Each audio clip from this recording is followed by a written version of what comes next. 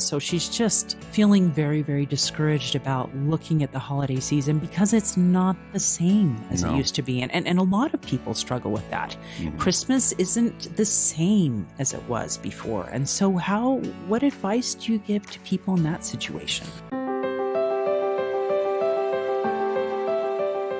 Welcome to Stories of Hope in Hard Times, the show that explores how people endure and even thrive in difficult times, all with God's help.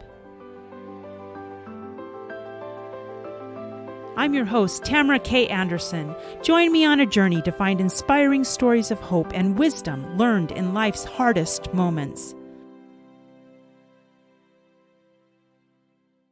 On today's episode, I'm going to take a little bit of a different take on what I normally do because we are approaching the holiday season, and a lot of times there are people who struggle during the holiday season. So I'd like to address some of those issues, and I'd also like to address how those of us who love people who struggle can help them during the holiday season. And to do this, I have brought back a friend of mine, Brad J. Neufeld, and Brad has over 30 years of experience working with people who struggle. He is the president and owner of Affinity Guidance Services and has mentored youth and adults through many, many challenging things. Brad has also experienced depression in his own personal life. And so he kind of has been able to approach this from both the viewpoint of one who mentors people and also the viewpoint of one who has experienced it. And so I thought it would be good to bring Brad on and talk a little bit about some of the questions that you have during this holiday season. Thanks for joining us, Brad. Well, no, thank you very much. This is fun. Well, now that you've said all this, you've lined it up to be dark and dismal. No, I'm just kidding. But thank you for having me on. I love helping people, as you know, and so thank you. Thank you for thinking of me.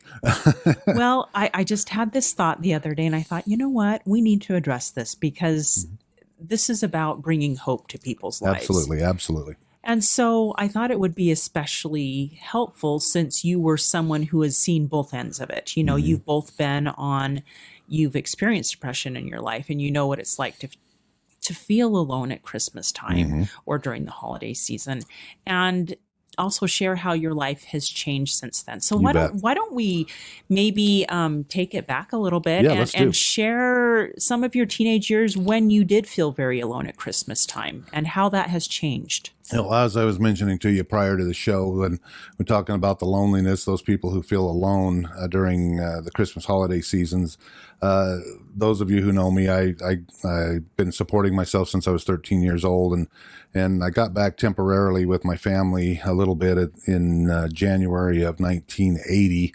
But it was 6 months later when my parents had to move out again and move from Utah to California, and I stayed here in Utah. 16 years of age, but I ended up, because of our money challenges and stuff like that, I ended up staying by myself at 16 years old. And I thought, you know, it was just a thing that my parents and I agreed to, and we agreed to talk on the phone and whatnot.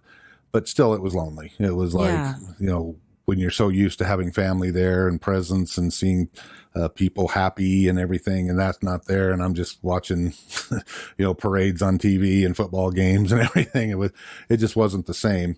And so I made it through that one okay, but then the next year the same thing happened, and that was even harder. And perhaps the hardest one was when I was 18 and there was nobody there, and so I was scarred for the holidays. I'm not going to lie. And I dreaded it every day, every time it would get closer to the holidays and everybody's all in the cheer. And we talk about who's that guy, the Grinch or whatever. I wasn't necessarily that, but it was just, you know, this isn't what you guys think it is. And I had my own attitudes and things for it, but it wasn't until later on, my beautiful wife, who loves holidays, she loves them all, and she celebrates every one of them. And Christmas is one of the big ones. And I told her up front that I was have trouble with these things. I said, I'll support you in what it is that you want, but don't expect anything, you know, let me just handle it my own way, kind of a thing. And my wife said, well, I'm not going to marry you unless you promise me you're going to get me a fresh tree every year. And I'm like, that's too much work. I like the Charlie Brown tree, cut off the top and post it on the top of the counter. I'm good enough there. But that's been something that I agreed to, and I've done every year for 33 years now. And so, we do the fresh Christmas tree, but it took me years, Tamara, to overcome that, to where I finally opened up the holiday spirit, if you want to call it. And it took me literally until, I don't know how many years ago it was, 15 years ago, when we were going into a Christmas with some really hard financial times and weren't able to really buy anything for our kids. And I was just like, I'm right back to Christmas is no good. I'm so done. I don't want my kids to experience what I experienced. But the members of my community somehow sensed that we were going through what we were going through.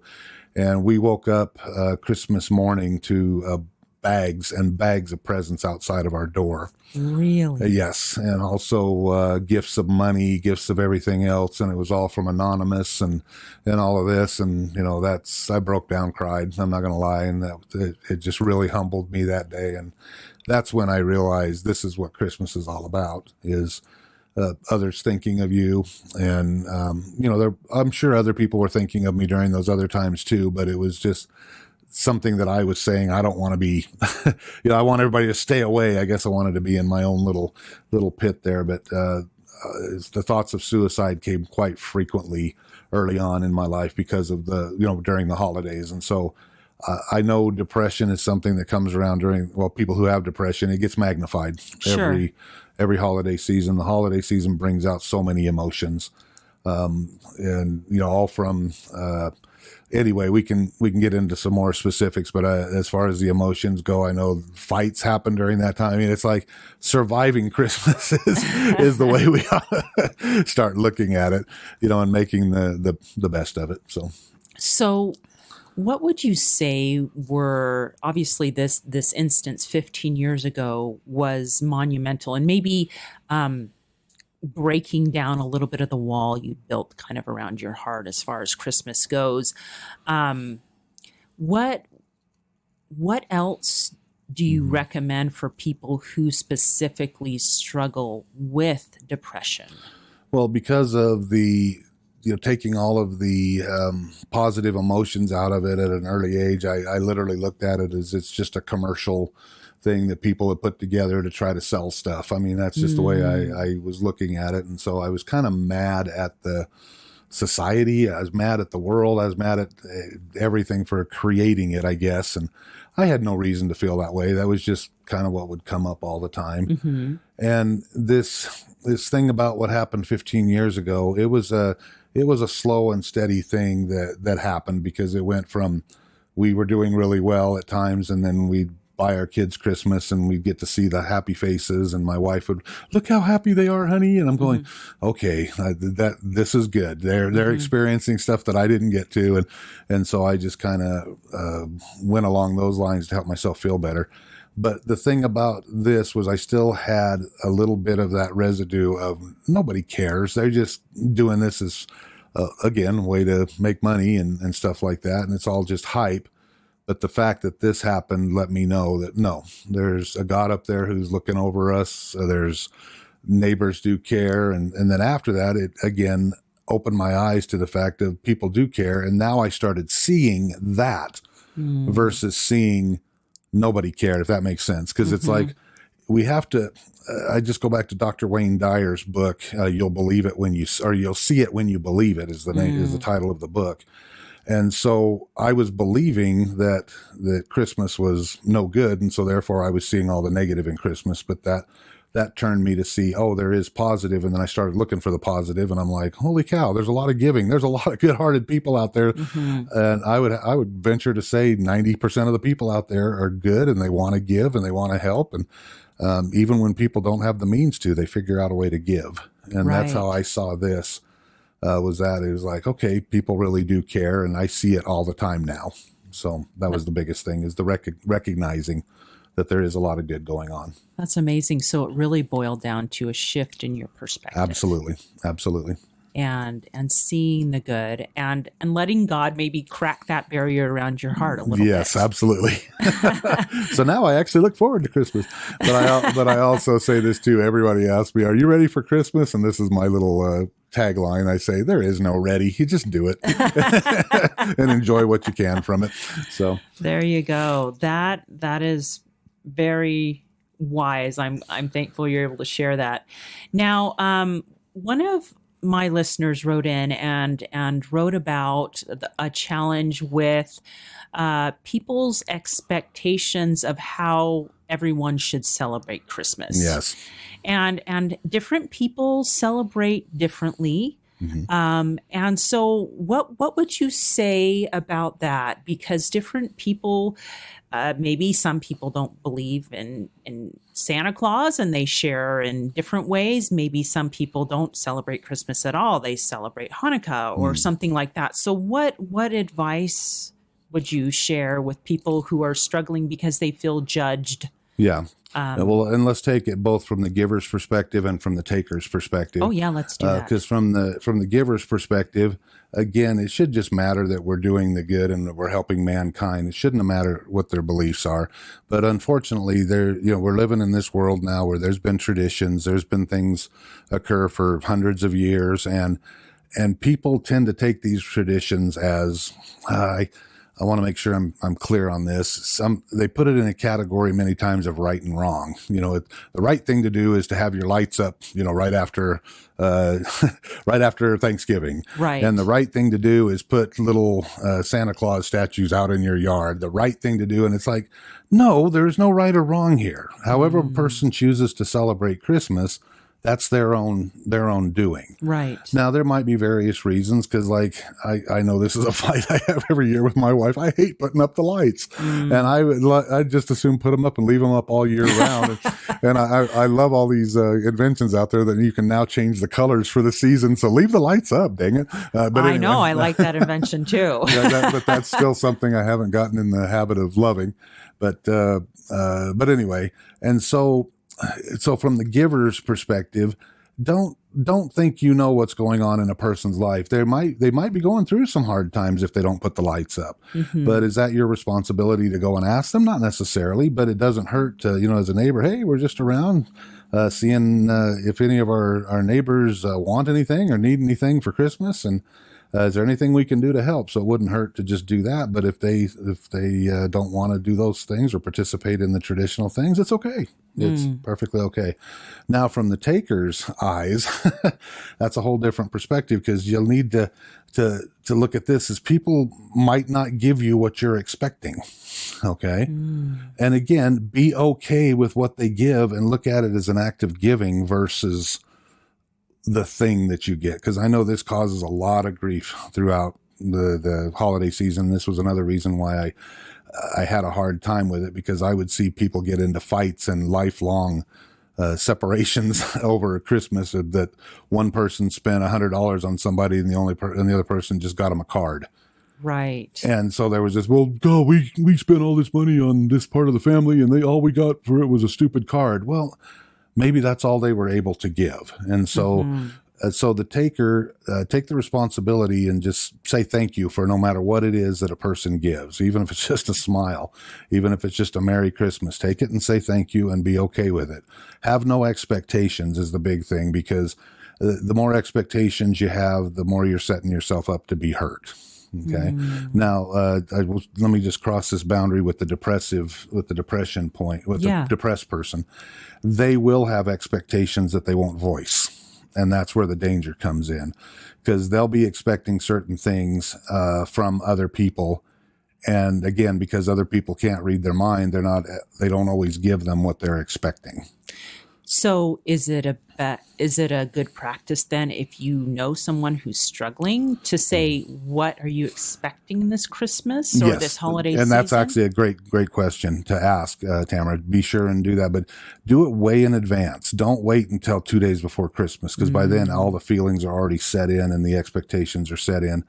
And if it's somebody that you know is going through it and they voice that to you, now's the time to talk about it. Get a strategy together and say, hey, I understand this is coming up. What can I do to help make your holiday season the very best that it can be? And that can be brothers and sisters, siblings, parents, whoever you're talking to, or even your kids. Take the time to do that now and get it established. And then do what you can to make that come to pass. If they say, and take them at their word, if they say, I just want everybody to leave me alone. That's a big one. And it's like, okay, I'm choosing not to listen to you on that one.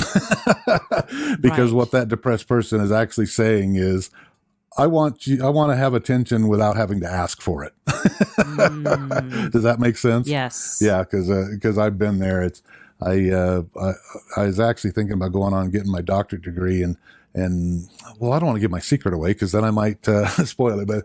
But anyway, I look at depression a lot differently than most people do. Yes, it is a chemical imbalance in the brain, but it's also an addiction to attention in many ways. If let that settle for a minute, because you're looking for attention that you're not getting. And you could be setting yourself up all day long for letdowns, because you'll think, oh, if this person would just reach out and talk to me, I'd feel good today.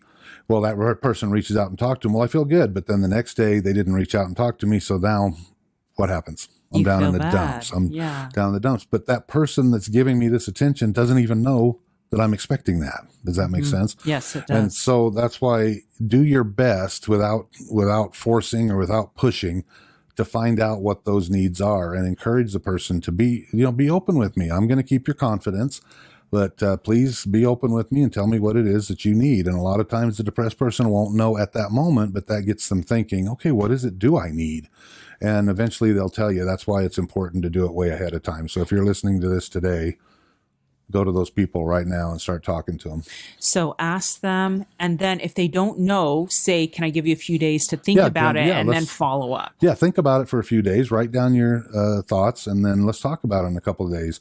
I wish somebody would have done that to me early on. I really do, but I know that I do that with people, and it's amazing. They come up with it.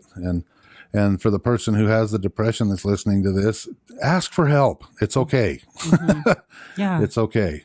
And what would you recommend that they say? Because maybe they're sitting here thinking, just being overwhelmed at the thought of approaching somebody. What would you recommend? Like, can you talk me through a scenario of what that would look like? So the person who has the depression? Yes. Okay. Yeah, because usually what they'll do is they'll drop big hints of things, and people won't really recognize what the hints are. And yes, if you're depressed, you'll know exactly what I'm talking about. But the thing is, do your best to tell people what it is that you need. Again, if nobody's asking you to do this, asking this of you, ask it of yourself. What do I need in order to get through and make this Christmas the best I can make it? And those ideas will come to you. Those thoughts will come to you, and put them down. And don't be afraid to share those with the people who you're closest with. You've got to take some action there in order to overcome it. But to me, that's one of the first steps, is recognizing what it is that your needs are that aren't being met, and figuring out a way to get those needs met. So that's great. So maybe just approaching a loved one and saying, hey, I was thinking about Christmas and how sometimes I struggle. And I thought that maybe it would be a good idea to, and then fill in the blank. And fill in the blank. Fill in the blank. And that would be really helpful if we did something like that. What do you think? Yeah, absolutely. So just approaching it like that. Just approaching it like that. Yeah. Yeah. So, and you'll be surprised how many people will help. Because another trait of the depressive mind is, I already know what that person's going to say. Well, I'm telling you right now, you don't know what that person's going to say. Right. Let me bust that myth for you. Okay, that was the biggest thing I learned in I'll call it a recovery. That was the biggest thing I've learned, is I can't read people's minds. Right. And that's where I came up with this 90+% of people are good and want to help, because that's where when I finally started asking for help, when I overcame that pride, if you want to call it, when I overcame that and started telling people, well, here's my needs, and this is, please help me with this. It's amazing the love that was shown towards me that would help me through those situations. So that's awesome. Fantastic. So, Brad, another situation came up where people, maybe they're struggling because they're in a new type of situation. Perhaps, they've just been through a divorce, and so Christmas is going to look different. Maybe they had a death in the family. Maybe they got fired from their job, and so for some reason the holiday season is different this year. Maybe they're kids, maybe they're empty nesters. I don't know. The holiday season looks different than it has in past years. Yes. What is some advice you would give to people who are struggling for those reasons? Okay, well, let me put this out there because there are so many unique situations which require unique techniques or unique strategies in order to conquer. But let me just say this up front. What I'm about to say is just going to be general. And matter of fact, I'll even go so far as why don't you leave my phone number in your podcast here, if somebody wants to call me and I can help them with their a specific situation, I'll do that free of charge because that's what I like to do. But as far as that, again, take the same advice that I said for the last thing. Start planning for it ahead of time. Don't wait until you get knee deep into the holidays and then try to figure it out. Think right now, okay, who are those people in my life that are going to cause me stress? What situations cause me stress? I think one of the things that you had said is somebody doesn't quite celebrate Christmas the way that other people do. They don't like the lights. They don't like the Santa Claus and thing. And we're back to that right and wrong thing. It doesn't matter. Okay. If a person chooses to not have the Santa Claus thing in their life, because again, some people look at that as a lie. Other people look at it as just a way to keep imagination going. And they're both right. Okay. Yeah. It doesn't matter. So again, from the giver's side, just have respect for how the people want to celebrate those Christmases, and don't allow yourself to get irritated by it. It's not fair for you to get irritated by it. Let them have their time. But from the person who has the we'll say the taker's side, the person who has the different belief systems and stuff like that, it's okay to come up with your own little mantra. Matter of fact, I liked one of the ones that you had said. Have your pre-planned thing that you're going to say and say it to everybody so that it's consistent. So if somebody comes to you, I see you don't have lights up. Why don't you have lights? You don't like Christmas? I'm trying to find a way to simplify. Yeah. And I like that. Yeah. And just say that over and over to whoever it is. Again, you can either, choose to get into a battle about it and try to convince them of your beliefs. But if you want things to just be peaceful, just come up with that one little simple thing that's going to stop the conversation right there dead in its tracks, and it's over. We're just trying to simplify. Well, how do you simplify from taking out lights? Hey, it's a lot less work and a lot less money. And that's all we're trying to do. It's all good. I'm sitting here going, gosh, I think I'd like to simplify this year. Yeah, exactly. Well, sometimes we feel a need to defend our belief systems. And again, I completely understand why. If you're passionate about something, you want other people to know that you are, and maybe you want them to change their belief systems too. But understand, again, back to the right and wrong thing, is some things you don't put these type of things in a category of right and wrong, because they're not. If they want to celebrate Hanukkah and Jewish family or whatever, let them. Okay, and just see the good in people, and that's another thing too. Find the commonality, and what is the common thing during the holiday season is giving. Okay, just focus on the giving. Yeah, absolutely. It doesn't matter again how they run their Christmas or holiday season. Doesn't matter. Just focus on the giving. I love that. Focus on the commonality. That's fantastic. Yeah. So when you have a situation perhaps where, I don't know, a spouse or a child or someone you love that's close to you has passed away, how do you deal with the holidays then, because you're missing them? Yes. And this is a strategy that I've coached people on many times. And I have to say up front, I'm fortunate that hasn't happened where I've had someone pass away during the holiday seasons. And so, but we did have a situation where my father-in-law was pretty much on his deathbed, and we chose to keep him on life support, and he ended up living past the Christmas holidays. And so, but again, very tragic event that our family went through. But what I coach people on doing is, again, prepare ahead of time, plan, and think of all of the good things that person brought to your life. Think of all the good things that they did. In fact, pick something each day to focus on each day, that you're going to focus on that specific positive thing that person did or said, or a way that they've changed your life, or that they've been an inspiration in your life. And if you take and people who have done this, who have taken this advice and actually done it afterwards, go, you know what, Christmas ended up being exactly what it should have been, because we were focused on, again, the giving and the positive things about this time of the year, versus the fact that this death came to us and we're just trying to cope with it. So That's actually a really good idea. Almost like maybe a countdown to Christmas, for example, instead of doing a 25-day countdown in some other way, maybe it's 25 things. You list one a day. Oh, yeah, absolutely. That I'm thankful. I remember that time when, and maybe it's a memory, or I'm thankful that this person was always so kind and helpful. So maybe just listing something that, and so that way they're a part of the holiday with you, exactly, even though they're not so there. You feel the spirit of them while you're there, Yeah, even though they're not there physically. And I've had some people come give me some really cool feedback on that, and say it was as if they were sitting right beside us, during our Christmas dinner, or while we were sitting around the tree and things like that. So there's been some really neat spiritual experiences from practicing that. that's neat. And I can see that being the case. And so maybe not being afraid to talk about them. Right. Bring it up, talk about them, let them participate in that first Christmas without them, or whatever. Right. Yeah. But That's again, beautiful. focus on the positive. Focus on the positive. That is awesome.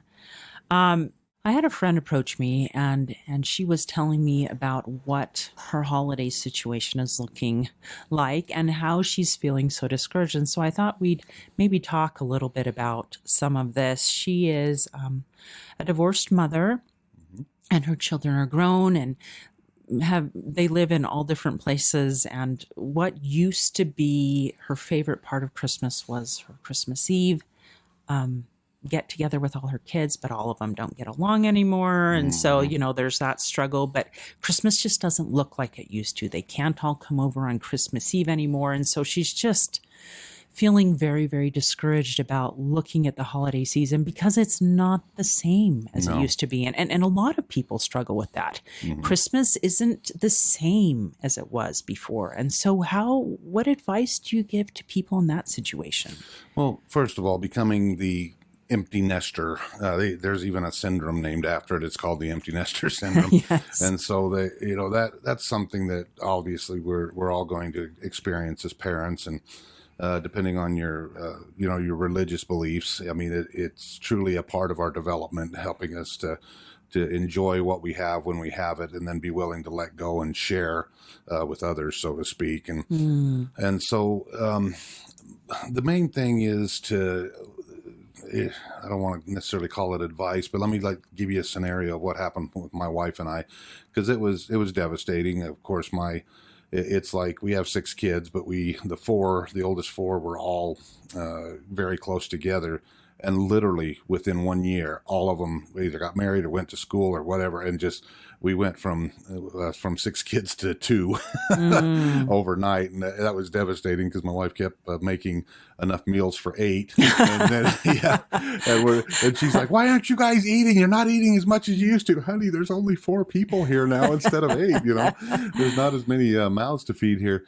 And it was very traumatic for my wife, and I was there, to encourage her. And I says, "Well, we gotta look at this and look at the beauty of our kids growing up and being able to be responsible and go on out on their own and start their own families and everything." And so, but the main thing on how to deal with it is you got to stay busy, because I mean, look at it this way: your kids have been your focus for all these years, for 20 plus years, however long they're in there, and that gave your life meaning. I mean, it gave you something to work towards, and you put a lot of thought and effort and prayer into raising those kids, and then all of a sudden that task or that responsibility seems like it's taken from you. So of course it makes sense that you would now feel like, well, my life is devoid of any Mm-hmm. responsibility, or not responsibility of, well, this particular one, it's gone. And Mm-hmm. so now our brain kind of plays with us as I have nothing to bring value into my life. And if you look at it on a cognitive level, that's usually what it is. I feel like I Mm-hmm. have no value now. Well, how do you change that, and how do you work with it? Well, the key is to stay in contact with your kids, and also with other family members. Find a new focus, because in many ways, I just like to say this: you knew this was going to happen Mm-hmm. when you had kids, and I mean, even on some levels, you probably wished for it.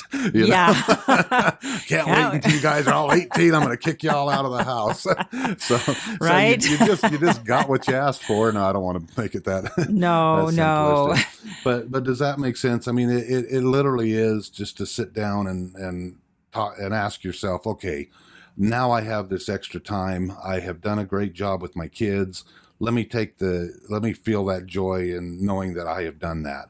Now, what can I do to bring that meaning or that purpose back into my life? Now you have more time. That could be with other family members, helping them to deal with their challenges that they're faced with. It could be neighbors, people in your religious organizations and whatnot. Turn your focus to that, and you'll start to feel that come back, that feeling Mm. of purpose. And definitely stay close to loved ones at all time during because as we've been discussing all along throughout this podcast here, this time of year is always brings up these feelings on Yeah. some levels. And so, but stay close to your loved ones. Don't if you find yourself wanting to be alone, don't.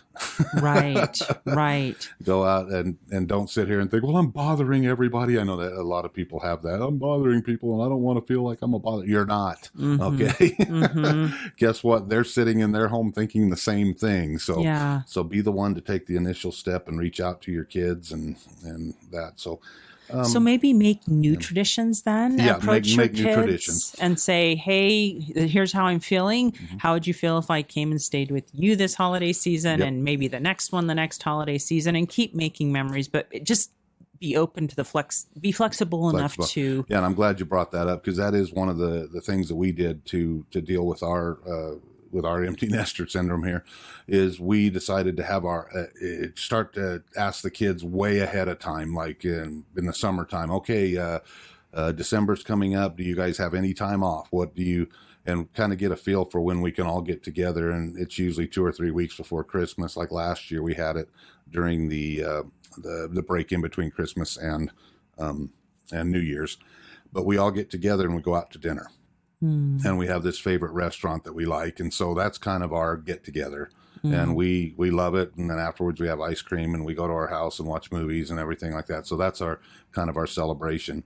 And then that way we we made the time for us all to get together, because obviously when your kids get married, they've got in-laws now, and then they're going to be wanting to Yes. go to their houses and stuff like Yes. that. So now it's a matter of sharing. And so this year, what we're doing is we're going, as you said, to visit one of our kids, and we're just going to take turns and make a rotation. Matter of fact, we're going to see our daughter in Arizona for Thanksgiving, and then we're going to see our son and daughter-in-law in Cedar City during Christmas. And so Perfect. next year we'll change it up. Yeah. So just be flexible enough to make those new adjustments, Yeah. I guess you would say. And maybe even pray about it. Ask God Absolutely. to help you figure it out. Yeah, where's the best place I could go this season? Where could I do the most good? Who could I be with to help me through these challenges that I'm going through? And don't be afraid to talk, to vent if you need to, to a close friend or whatever. Let those feelings out. Yeah. It always helps. Yeah, that's awesome. One follow-up question with that. What about family members who don't get along? Okay. Yeah, that is something definitely, it's always, believe it or not, during the holiday season may be a good time to do that. But it's something that by all means, do not force it. Don't sit there and tell your kids you've got to get this figured out this year. No, just go to them individually and say, you know what, and don't be afraid to do this, Mom. Moms like to go ahead and guilt your kids. Okay. Well, I like to say it this way: plant the seed. Go ahead and plant a seed. And the best thing I could do for Christmas is to have you work on your relationship with your brother or sister, and just leave it at that. But things come in time. It's okay. But I would just ask that you reach out to them and see if you can, overcome that challenge you're going through. Christmas season, actually, a lot of people do. You've seen a lot of movies where that happens, and it's actually true. Yeah. So this time of year can also be good for bringing those things together. But again, don't force it. If the person says, "I'm just not ready to do that," just honor that. Just say, "Okay, well, when you're ready, just do it." And it doesn't hurt to revisit it every 3 to 6 months. And hey, how you doing there? And just talk to each side individually and just see where they're. You could be the bridge to helping to heal that too. And so, but sibling rivalries will always be there. Yes, they will, won't they? They're as old as the Bible itself, right? I know. I was telling you before the show, my family's been blessed. When we get together for those, the whole family get together and go to dinner. Yeah, it's expensive to, now we've gone from, having 6 kids to now having, well, if you count the in-laws. The in-laws and all that, add 4 there, and now we got 7 grandkids, and so the table kind of grows. But yeah, it's expensive. But I sit there and just relish the moment watching all my kids talk and go back and forth and share their stories when they were growing up and what they used to do. It just brings so much joy to my heart. That's my time of year. I tell my wife I'm selfish. I need that every year. So like they'll say, well, it's expensive. I don't care. I need it. It's a need. It's a therapy thing it for is. you. Yeah, I either spend the money on the restaurant or on therapy, whichever. I choose the restaurant. Oh, you're so funny. Yeah. That's awesome. So we're going to take a quick break, but when we get back, would you mind talking to us maybe about some general guidelines for helping people in their holiday season and getting through it more easily? Okay. How many of you out there feel like your life is chaotic, crazy, and completely awful compared to the norm? What if I were to tell you that you are normal for you? I am so excited to announce that my book, Normal for Me by Tamara K. Anderson, is now available for purchase on Amazon. This book took me 10 years to write, and I share 20 years worth of lessons learned in my life detours, including being in a car accident and having 2 of my children diagnosed on the autism spectrum. In this book, I share the secrets of how I made it from despair to peace with God's help. I also include a bonus diagnosis survival guide at the very end of my Normal for Me book. The Diagnosis Survival Guide includes 12 tips to survive and thrive in tough times. Wouldn't you like to know what those are? So what are you waiting for? Grab your copy of Normal for Me today on Amazon. And we're back. Today, I am speaking with my friend Brad J. Neufeld about the holiday blues and how to get through them with cheer. How's that? No more holiday blues. No more holiday blues. I wish, right? Right. But so we're talking about this, and one of the things we talked about during the break was the importance of not attacking others' beliefs. Yeah, be careful about that, because when you attack somebody else's beliefs, that automatically causes contention, and most of the time they'll hold on to that. Some people have the skills to let things like that go, but most people don't. And so, right. And if you're after to have a peaceful and fun-loving holiday season, don't attack them for their beliefs. Just accept it and move on. So. And I think also if you have somebody that tends to be a little contentious, I think maybe praying for them is a good thing. Absolutely. Just praying. Well, and pray for who you can help, too. Yes. So yes, absolutely. Yeah. Who in my neighborhood or who in my family unit needs me this holiday season, and follow the promptings you get. That's a really good idea, because often we approach the holidays and we're so focused on the gifts that perhaps we're not thinking of the most important gifts, which are maybe the gift of time, the gift of listening to someone, especially if they're struggling. Yes. You know, these are the gifts that probably mean the most to people, right? Yes, absolutely.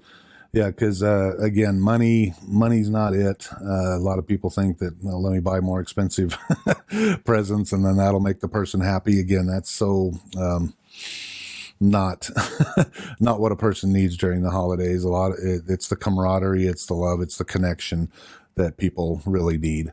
Matter of fact, if I can, let me just share a story here really quick, because back to that, because again, I use these techniques that I'm telling everybody here, because there was a time where my wife has a big family, and if my family's listening to this, hear the love in what I'm saying. I know you all love me and I love you too.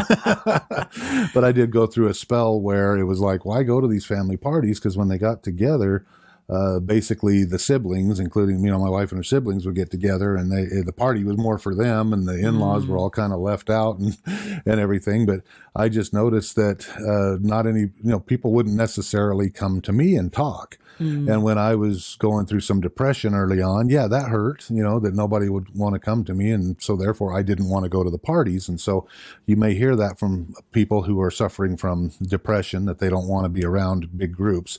Well, again, ask them, okay, this party would probably do you some good, but again, what would you need in order for that, for this party here to, what would you need to see happen in order for you to make this party a good thing? And so I did that with my wife and talked to her a little bit, and she started to see, okay, I see what's happening here. And I asked her, is there something you could do for me? If you would at least do this, when we're eating, will you come and sit down by me? Because up to that point, she wasn't. She was just going and sitting with whoever she wanted to talk to at the time. And again, I want her to have the experience of being with her family, but she was concerned with me. And so I just asked her that, will you come and sit by me when you're eating? And that should make everything perfect. And it has been ever since. And that's what we've been doing. That's our understanding. And so by me voicing it, what my needs were, everything works out. Yeah. Now I don't have that. Now I go and enjoy and have fun and take part of the camaraderie, but my need was met. Right. So asking that question, what would it take for you to feel comfortable there? Right. And seeing what that scene looks like in their mind. Yeah, because it's going to look different for everybody, right? Yeah. It doesn't hurt to role play either. Yeah. So practice for people that maybe feel a little socially awkward at gatherings. Maybe prepare a list of questions you can ask people, Right. Maybe your list of questions includes what's your favorite holiday memory, or, stuff like that. Of course, if they struggle with depression, that might not be a good. Yeah, exactly. I don't have a favorite holiday memory. They may be starting where I was. And so, exactly. But having a list of ideas or questions or scenarios that you could influence, because I think a lot of times when we enter scenarios like that, we feel powerless to change. Yes.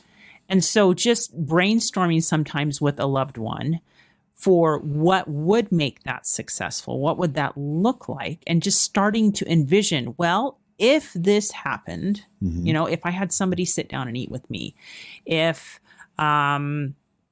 somebody played a game with me, like my family's big on playing games, my family too. Get the card games out, everybody sits around the table, we play games together, and that's just what we do. Right.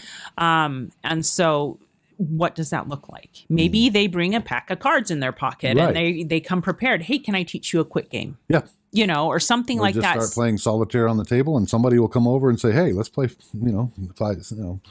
Hold'em or something." I don't know. Exactly. So brainstorm solutions with a loved one, perhaps, to make the scenario more comfortable, more doable, not so intimidating, perhaps. Yeah. Great advice. Yeah, absolutely. And I know, especially coming from, being the parent of special needs kiddos, we often have to brainstorm what a holiday situation is going to look like for us, especially since change is difficult for kids on the autism spectrum. And so, that's just an idea of when you have a special situation, brainstorming, how can I make this possible? Right.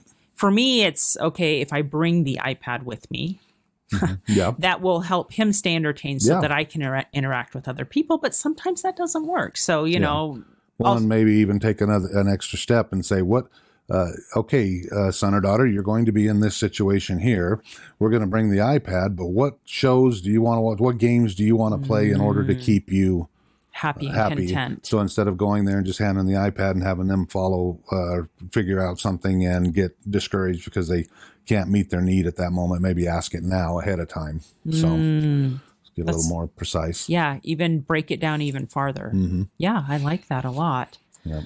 Now, we were going to talk about some general guidelines for people who both struggle and people who want to help people who struggle. Right. What would you say is one of the first things?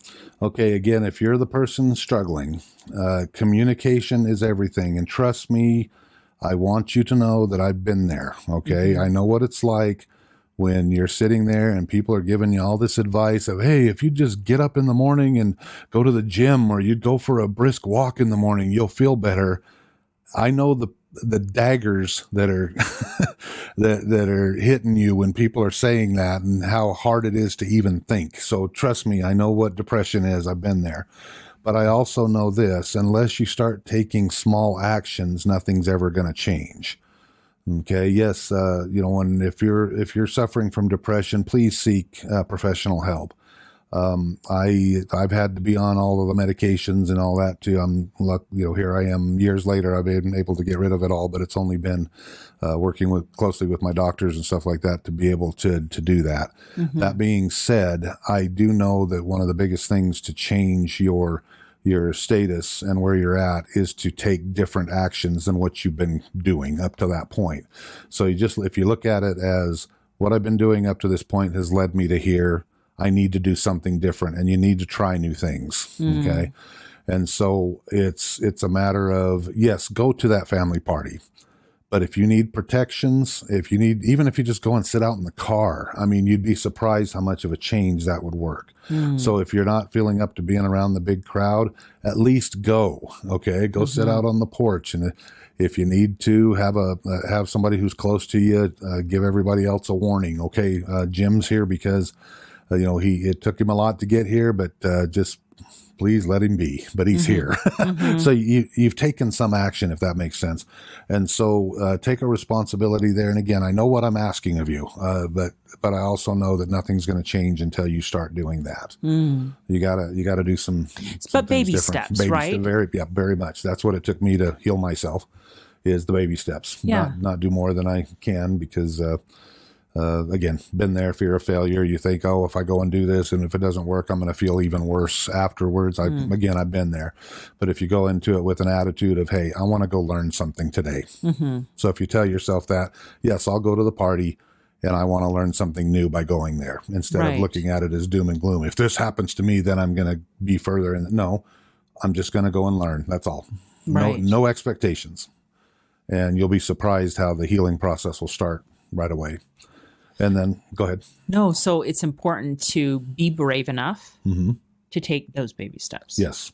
And say, okay, I'm going to go to the family party this year, but perhaps I will sit on the front porch, or perhaps if I get so overwhelmed, I'm going to tell my sibling, I'll go sit out in the car. I'm going to go sit in the car, or I'm going to go, maybe there's a corner of the house where it's more quiet. Quiet, yep. And just have a plan. Say, I will go there. Or if you need a distraction, the iPad or whatever. Or bring a book. Bring a book. Yeah, something so that you have a plan in place, so that when you start feeling overwhelmed, you have a place to withdraw to. You have a plan in place. So plan for a new step, but also plan for if you feel overwhelmed, these are the backup steps that I have in place. So it's not, you feel like you're in control, and you do have. Yeah, exactly. And even give yourself an out. Talk to your friend or family member there and say, if it gets too overwhelming, will you bring me home? Yes. But at least you've taken the step, and be okay with it. Yeah. Don't beat yourself up and say, I didn't stay the whole family party. No, look at the positive. I got up out of my bed. I went, I stayed there for half an hour, and I learned this. Good. So yeah. If you just get in the habit of that, it's amazing how quickly you can start healing. That's And awesome. but as far as for communication. So that's the first one, and having a plan. Yes.